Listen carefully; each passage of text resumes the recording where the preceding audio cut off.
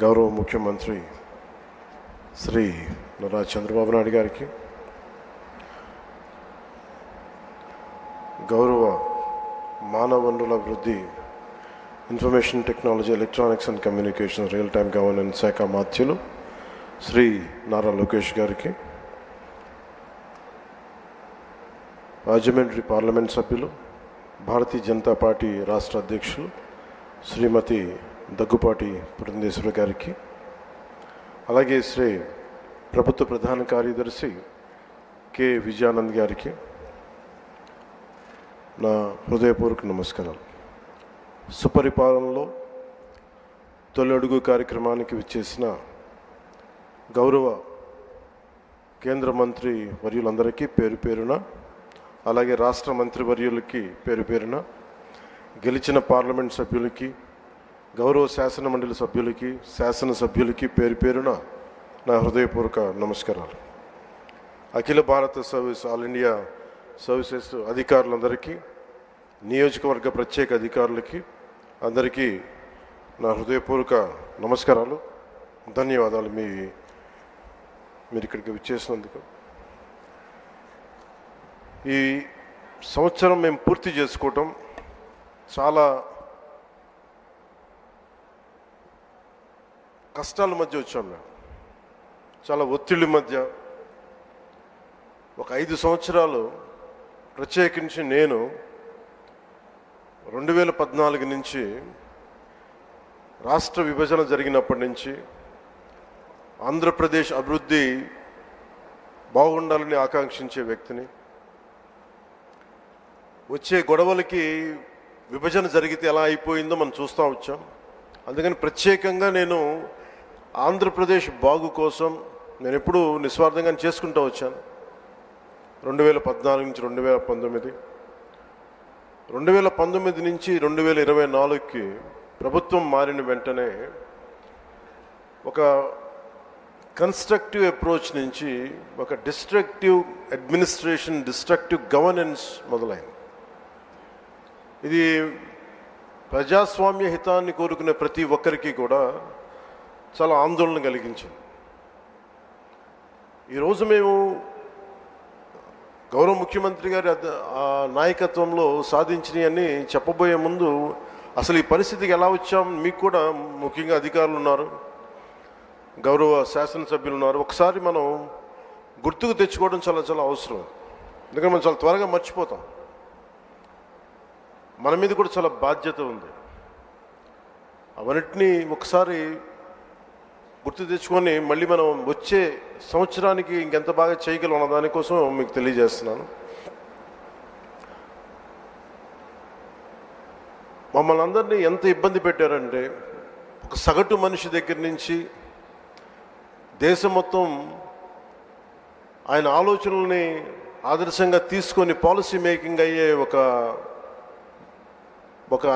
దశాబ్దాల అనుభవం ఉన్న, సుదీర్ఘమైన అనుభవం ఉన్న ఒక ముఖ్యమంత్రి గారి, ఒక తెలుగుదేశం పార్టీ నాయకుడు శ్రీ నారా చంద్రబాబు నాయుడు గారి స్థాయి దాకా గత ప్రభుత్వ పాలకులు ఎంత ఇబ్బంది పెట్టారంటే ఇంకంతా ఇంత కాదు.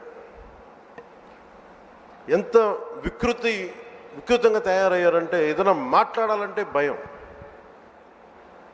అధికార వ్యవస్థ ఒక భయం గుప్పెట్లో చిక్కుకుపోయారు. నేను అడిగేవాడిని చాలామంది అధికారులను, ఎందుకు మీరేం మాట్లాడలేదని. నాకు అర్థమైంది ఏంటంటే, మేము వచ్చిన తర్వాత నిజంగా రాజకీయ వ్యవస్థ కానీ బాధ్యతతో లేకపోతే అధికార యంత్రాంగం కూడా ఏమీ చేయలేదు, నిస్సహాయంగా చూస్తూ ఉండడం తప్ప అనేది మేము ప్రత్యక్షంగా చూసాం, అనుభవంలోకి వచ్చింది. ఇక నన్నైతే ఏ స్థాయిగా గౌరవ ముఖ్యమంత్రి గారిని ఏ స్థాయి ఇబ్బందుల్లో పెట్టారో మీరు అందరూ తెలుసు, మీ అందరికీ. కానీ నన్నైతే నాకు అనిపించేది,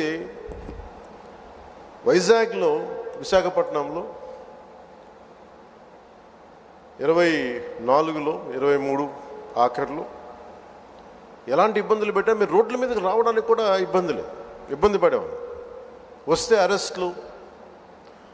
ఈ స్థాయి, వీటి మధ్యలో అసలు భవిష్యత్తు కనిపిస్తుందా అని అనిపించింది నాకు. అసలు ఆంధ్రప్రదేశ్కి వెలుగు అనేది వస్తుందా? ఇలా భయం గుప్పిట్లోనే బతకాల? వాళ్ళ ఇష్టానికి చట్టాలు, ఇష్టాలకి బెదిరింపులు, నోటికి ఏదొస్తుంది మాట్లాడటాలు, ఇవన్నీ చూసిన తర్వాత ముఖ్యంగా ఇక్కడ చాలామంది ఉన్నతాధికారులు అందరూ ఉన్నారు, నియోజకవర్గ అధికారులు ఉన్నారు, శాసనసభ్యులు మీరందరూ ఉన్నారు. కాబట్టి అది జరగకుండా కనుక, కూటమి ప్రభుత్వం రాకుండా కనుక ఉండుంటే ఎలా ఉండేది ఆంధ్రప్రదేశ్ని ఒకసారి మన అందరం కూడా ఒకసారి ఆలోచించాలి వన్స్న. ఎందుకంటే మేమందరం కూడా గౌరవ ముఖ్యమంత్రి గారి దగ్గర నుంచి, లోకేష్ గారి దగ్గర నుంచి ఎవ్వరం కూడా ఏదో ఒక నెపం గొడవ పెట్టి ఏదో ఒకలా ఇబ్బందులు పాలు చేసి ఇబ్బందులు పెట్టడానికి, జైల్లో పెట్టడానికి అలాంటి స్థాయిలోకి వచ్చేసారు. ఏదన్నా మాట్లాడదామంటే రౌడీ మూకలు, నిస్సహాయతతో కూడిన అధికారులు, లేదా వంతపాడే అధికార యంత్రాంగం, వీటన్నిటి మధ్యలో విలవిల్లాడిపోయింది రాష్ట్రం. ఏదైనా మాలాంటి వాళ్ళం వచ్చి మాట్లాడి చెప్దామంటే మమ్మల్ని అలా ఇలా ఇబ్బంది పెట్టాలి, మా కుటుంబ సభ్యులతో సహా. వీటన్నిటి నేపథ్యంలో ఎన్డీఏ ప్రభుత్వం, సుదీర్ఘమైన అనుభవం ఉన్న చంద్రబాబు గారి నాయకత్వంలో తెలుగుదేశం పార్టీ, భారతీయ జనతా పార్టీ, జనసేన ఇవన్నీ కలిసి కూటమి ప్రభుత్వాన్ని ఏర్పాటు చేయడానికి, నిలబెట్టడానికి ముఖ్య ఉద్దేశం ఒక సుపరిపాలన అందించాలి, అడ్మినిస్ట్రేషన్ విత్ అన్ అకౌంటబిలిటీ, ఒక రెస్పాన్సిబిలిటీ తోటి ముందుకెళ్ళాలి అన్న ఉద్దేశంతో మేమందరం ముందుకు వచ్చాం. ప్రజలు దాన్ని గుర్తించారు, ఆదరించారు. ఈ ప్రభుత్వానికి, ఈ కూటమి ప్రభుత్వానికి అండగా నిలబడ్డారు. ఆంధ్రప్రదేశ్ ఇప్పుడు స్వర్ణాంధ్రప్రదేశ్ దిశగా అడుగులు వేస్తుంది. ఈ మార్పు తీసుకురావడానికి ఒక యుద్ధమే చేయాల్సి వచ్చింది. ఆ పోరాటానికి ఫలితం వచ్చి ఏడాది పూర్తయింది. చీకటి నుంచి వెలుగులోకి ఇప్పుడిప్పుడే వస్తున్నాం. ముందుగా రాష్ట్ర ప్రజలకి తెలుగుదేశం, భారతీయ జనతా పార్టీ, జనసేన కూటమికి అద్భుత విజయాన్ని అందించిన రాష్ట్ర ప్రజలకి ఈ సుపరిపాలనకి ఏడాది వచ్చిన సందర్భంగా మేము మీకు ప్రత్యేకంగా కృతజ్ఞతలు తెలియజేస్తున్నాం. రాష్ట్ర ప్రజల రుణం తీర్చుకునేందుకు గౌరవ ప్రధాని శ్రీ నరేంద్ర మోదీ గారి మార్గనిర్దేశకత్వంలో, పాలనలో అపార అనుభవం కలిగిన గౌరవ ముఖ్యమంత్రి శ్రీ చంద్రబాబు నాయుడు గారి నాయకత్వంలో కూటమి ప్రభుత్వం నిరంతరాయంగా కృషి చేస్తూనే ఉంది. ఒకవైపు కుదేలైన ఆర్థిక వ్యవస్థ, అస్తవ్యస్త విధానాలతో ఉన్న ఈ నడిపిన ప్రభుత్వాన్ని తిరిగి గాడిని పెట్టడానికి గౌరవ ముఖ్యమంత్రి గారి అపారమైన అనుభవం మా అందరికీ ఎంతో బలాన్ని ఇస్తూ ఉంది. అలాగే గౌరవ ప్రధానమంత్రి శ్రీ నరేంద్ర మోదీ గారి కేంద్రం నుంచి అందిస్తున్న సహాయ సహకారాలతోటి, ముఖ్యమంత్రి గారి పాలనా దక్షతతోటి, మంత్రివర్గ సహచరుల మద్దతుతోటి స్వర్ణాంధ్రప్రదేశ్ విజన్ 2047 వికసిత్ భారత్ లక్ష్యాల సాధన దిశగా ముందుకు వెళ్తూ ఉంది. ఈ మధ్యనే మనం 11వ అంతర్జాతీయ యోగా దినోత్సవం సందర్భంగా గౌరవ ముఖ్యమంత్రి శ్రీ నారా చంద్రబాబు నాయుడు గారి నేతృత్వంలో ఎన్డీఏ కూటమి ప్రభుత్వం విశాఖపట్నంలోని బీచ్ రోడ్లో 3 లక్షల పైచిలుకుతో మందితో నిర్వహించిన యోగాంధ్ర కార్యక్రమం ప్రపంచ రికార్డు సృష్టించింది. అలాగే రాష్ట్ర ప్రభుత్వ పథకాల్లో నేను చాలా సందర్భాలు అడిగేవాడిని ముఖ్యమంత్రి గారిని. ఎలక్షన్ సమయంలో మనం ఈ సూపర్ 6 ఇలాంటివన్నీ ఎలా చేయగలం ఏంటని మాట్లాడితే ఆయన ఎప్పుడు కూడా అనేది ఏంటంటే, డెవలప్మెంట్తో పాటు మనం వీటిని ఏవైతే ప్రజలకు అవసరం అయితే ఉన్నాయో అవి కూడా ఇవ్వాల్సిందే మనం అని చెప్పేసి, ముఖ్యంగా ఆయన 3,000 దాకా ఉన్న పెన్షన్ని ఆయన రాగానే 4,000కి పెంచగలిగారు. దివ్యాంగులకు ఇచ్చే పెన్షన్ 3,000 నుంచి 6,000. దివ్యాంగులు కొన్ని సంవత్సరాలుగా నా దృష్టిలో ఉంది, అందరూ ముఖ్యమంత్రి గారి దృష్టిలో ఉంది, మాకు పెంచండి అని అంటుంటే అది కుదరలేకపోయింది ఎవరికి, ఏ ప్రభుత్వానికి కూడా. కానీ ముఖ్యమంత్రి గారి నాయకత్వంలో ఆయన ఫినాన్షియల్ మేనేజ్మెంట్ అద్భుతం కాబట్టి 3,000 నుంచి 6,000కి పెంచారు. అలాగే ఈ సామాజిక పెన్షన్స్ చాలా అవసరం ఇవన్నీ చెప్పి వీటి కోసం 1939 కోట్లు గత ప్రభుత్వం వెచ్చిస్తే కూటమి ప్రభుత్వం 2717 కోట్లు ఖర్చు చేస్తూ 63 లక్షల మందికి ఇది చేయూతనిస్తాం. ఆకలితోటి ఏదైనా బయటికి వెళ్ళి తిందాం తక్కువ ధరతో అనే అన్నా క్యాంటీన్ని మూసేసిన ప్రభుత్వాన్ని తిరిగి కూటమి ప్రభుత్వం రాగానే పునరుద్ధరించింది. 204 అన్నా క్యాంటీన్లు తిరిగి ప్రారంభించి సగటున రోజుకి 3 లక్షల మంది ఆకలి తీరుస్తాం. అలాగే దీపం పథకం ద్వారా తొలి విడతలో 1.15 కోట్ల గ్యాస్ సిలిండర్లని ఉచితంగా అందించారు.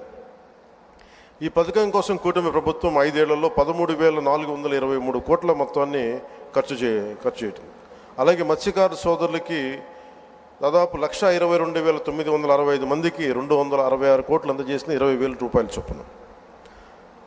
అలాగే నారా లోకేష్ గారు ప్రత్యేకించి ఆయన తీసుకున్న ఈ ఎడ్యుకేషన్ ఈ శాఖల ద్వారా ప్రత్యేకించి నాకు వ్యక్తిగతంగా నచ్చింది అని చేసింది డొక్కా సీతమ్మ మధ్యాహ్న భోజన పథకం పెట్టడం. ఎంతసేపు ప్రభుత్వ పథకాలకి గత ప్రభుత్వంలో ఆయన పేర్లు పెట్టుకోవడం, వారి పేర్లు పెట్టుకోవడం కంటే కాకుండా ఎవరైతే సమాజానికి ప్రేరణగా ఉన్నారో అలాంటి వారి పేర్లు పెట్టడం, మనస్ఫూర్తిగా సర్వేపల్లి రాధాకృష్ణన్ గారి మన స్కూల్ కిట్స్ అందించడం, ఇలాంటి చాలా రెవల్యూషన్ నిర్ణయాలు తీసుకున్న నారా లోకేష్ గారికి నా ప్రత్యేకంగా నా ధన్యవాదాలు తెలియజేస్తాను. ఇట్స్ క్వైట్ ఇన్స్పైరింగ్ అనిపించింది.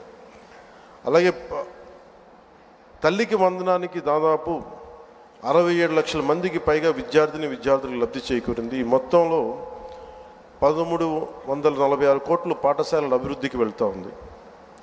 10,000 చొప్పున 10,091 కోట్లు ఖర్చు చేస్తున్న ఈ పథకం 67 లక్షల మందికి పైగా లబ్ధి. గత ప్రభుత్వం జాబ్ క్యాలెండర్ పేరిట మీద యువతని సరిగ్గా వదిలేసింది. ఒక్క డిఎస్సి కూడా నిర్వహించిన పాపాన్ని పోలేదు. కూటమి ప్రభుత్వం వచ్చిన వెంటనే 16,347 ఉపాధ్యాయ నియామకాలకు మెగా డిఎస్సి నోటిఫికేషన్ విడుదల చేసింది. వైసీపీ హయాంలో ఉపాధి కోసం యువత పక్క రాష్ట్రాలకు వెళ్ళిపోయే పరిస్థితుల్లో కూటమి ప్రభుత్వం నారా చంద్రబాబు గారి నాయకత్వంలో 20 లక్షల ఉద్యోగాల కల్పన దిశగా చాలా బలమైన ప్రణాళికలు సిద్ధం చేస్తూ ఉంది. 6,100 పోలీసు ఉద్యోగాల నియామకాలకు చర్యలు తీసుకుంది. ముఖ్యంగా గత పాలనలో లక్షలాది భవన నిర్మాణ కార్మికులు ఉపాధి కోల్పోయారు. నిర్మాణ రంగం కుదేలైంది. అలాంటి వాళ్ళకి కూటమి ప్రభుత్వం రాగానే ముఖ్యమంత్రి గారు ఒకటి చెప్పిన ఉచిత ఇసుక విధానాన్ని అమలు చేయాల్సిందని చెప్పి చేసినందుకు ప్రత్యేకంగా భవన నిర్మాణ కార్మికుల తరపున ముఖ్యమంత్రి గారికి నా కృతజ్ఞతలు తెలియజేసుకుంటున్నాను. ఏడాది కాలంలో బ్రాండ్ ఏపీని పునరుద్ధరించడం ద్వారా 9.4 లక్షల కోట్ల పెట్టుబడుల్ని ఆంధ్రప్రదేశ్ ఆకర్షించింది. తద్వారా 6 లక్షల ఉద్యోగాల కల్పనకు ఇది దారి వేస్తుంది. గత 5 ఏళ్లలో గజానికి గొంతగా మారిన రాష్ట్ర రహదారులకు పునర్జీవం నింపుతూ 20,000 కిలోమీటర్లు R&B రోడ్లకి మరమ్మతులు చేసింది. వైసీపీ గత పాలనలో ల్యాండ్ యాక్ట్ని రద్దు చేసే ఒక ల్యాండ్ యాక్ట్ని తీసుకొచ్చింది. దాన్ని రద్దు చేసి కూటమి ప్రభుత్వం రాగానే చంద్రబాబు గారి నాయకత్వంలో ఆ యాక్ట్ని రద్దు చేసి ప్రజల ఆస్తులకి రక్షణ కల్పించే విధంగా చర్యలు చేపట్టింది. గత ప్రభుత్వంలో BC, SC, ST, minority subplan నిధుల్ని సైతం ఇష్టారాజ్యంగా మళ్లించి వెనకబడిన వర్గాల వారికి ద్రోహం చేసింది. కూటమి ప్రభుత్వం సబ్ప్లాన్ నిధులు దుర్వినియోగం కాకుండా చేపట్టి ఆయా వర్గాల స్వయం ఉపాధి పథకాలకి వెచ్చిస్తూ ఉంది. ప్రత్యేకించి నేను పంచాయతీరాజ్ శాఖని నేను నిర్వహిస్తున్నాను కాబట్టి దానికి సంబంధించి కొంచెం చెప్తాను మీకు. పంచాయతీరాజ్ గ్రామీణాభివృద్ధి శాఖ